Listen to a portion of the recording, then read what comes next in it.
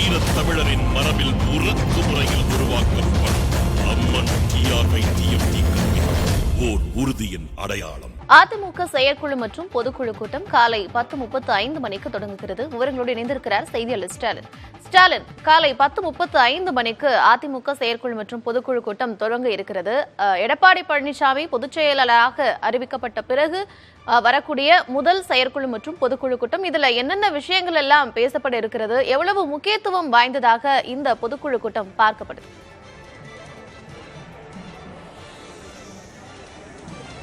கார்த்திகா, பொதுவாகவே கடந்த 5-6 ஆண்டுகளாக நம் அஇஅதிமுகவுடைய செயற்குழு மற்றும் பொதுக்குழு பார்த்திருக்கோம்.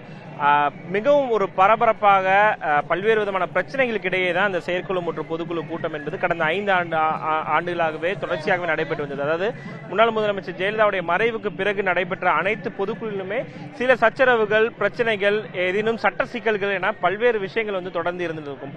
ஆனால் இந்த முறைதான் ஒரு மிகவும் அந்த சச்சரவுகள் எல்லாம் நீங்கி, தேர்தல் ஆணையத்தில் இருந்த சிக்கல்களும் நீங்கி முழுமையாக ஒரு அமைதியான முறையில் இந்த செயற்குழு மற்றும் பொதுக்குழு ஆனது நடைபெறக்கூடிய ஒரு சூழல் தான் தற்போது நிலை வருகிறது.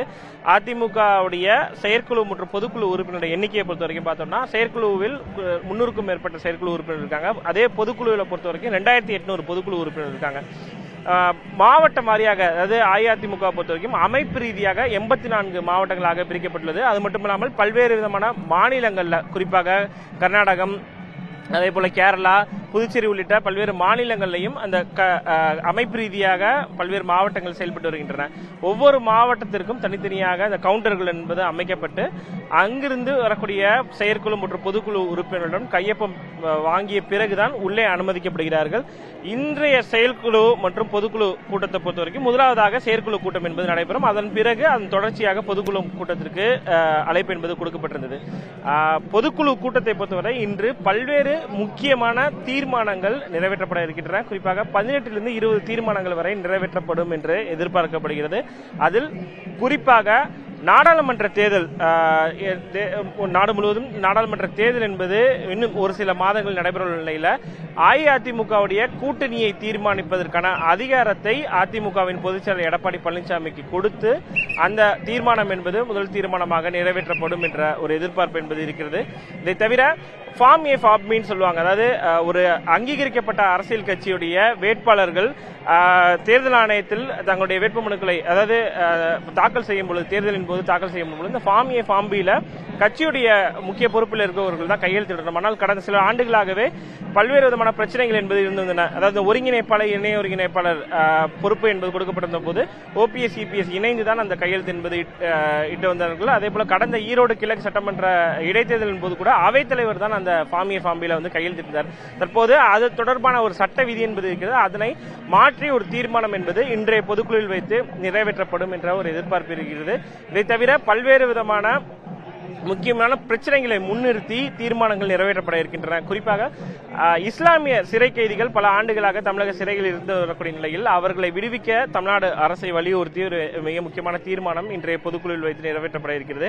மட்டுமல்லாமல் மிக்ஜாம் புயல் மற்றும் தென் மாவட்டங்களில் ஏற்பட்ட அந்த மழை பாதிப்புகளை தமிழ்நாடு அரசு சரியாக கையாளவில்லை என்ற ஒரு குற்றச்சாட்டை முன்வைத்து ஒரு தீர்மானமும், அதற்கு என்னென்ன முன்னெச்சரிக்கை நடவடிக்கைகள் எடுக்கப்பட்டன, ஏன் இவ்வளவு பாதிப்பு ஏற்பட்டது என்பது குறித்து விளக்கம் அளிக்கும் வகையில் ஒரு வெள்ளை அறிக்கையை தமிழ்நாடு அரசு வெளியிட வேண்டும் என்பதை வலியுறுத்தி இன்றைய தீர்மானம் என்பது பொதுக்குழுவில் வைத்து நிறைவேற்றப்பட இருக்கிறது.